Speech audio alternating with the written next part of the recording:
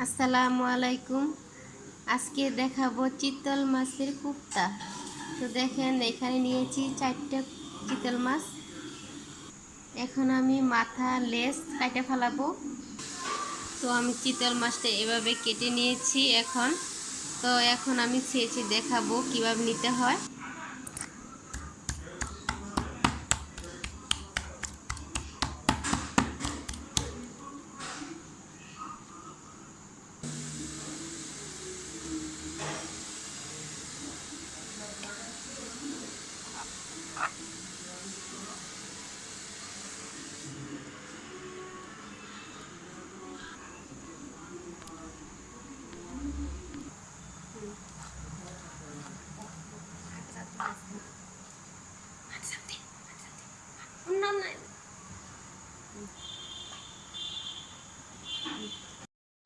অল্প একটু পেঁয়াজ কুচি, হাফ চামচ হলুদের ফাঁকি,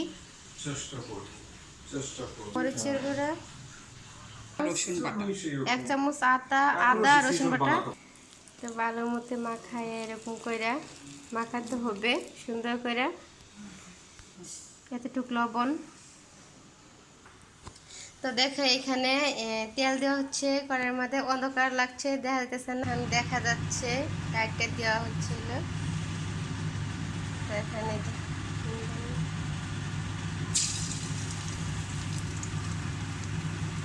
ভেজে নেব একটা একটা করে।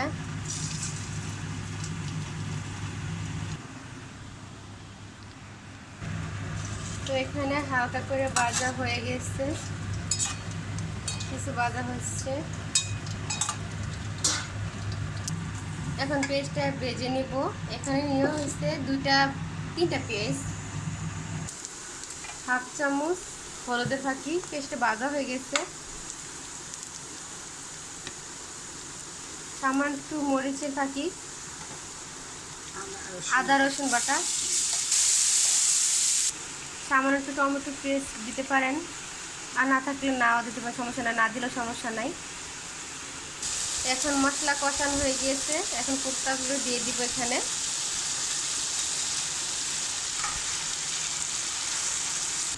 এখন হালকা একটু গরম মশলা দিয়ে দিব, ভাজা গরম মশলা। তো একটু ঝোলও দিয়ে দিচ্ছি সাথে, যাতে ভিতরে ঢুকে পড়ে ঝোল ঢুকে টুকটুক করবে। তো দেখেন এখানে রান্না করা শেষ হয়ে গেছে রান্না। তো এগুলা কোপ্তাগুলা কত রসালো হয়েছে, তো টুকটুক করছে। তো দেখেন অনেক সুন্দর লাগে। তো অবশ্যই ভিডিওটা যদি দেখেন আপনারা, যদি ভালো লাগে তে আপনারা অবশ্যই লাইক দেন। কিন্তু এটা অবশ্যই অনেক মজার একটা রেসিপি রান্না। তো আপনারা অবশ্যই খাই দেখেন। আসসালামু আলাইকুম।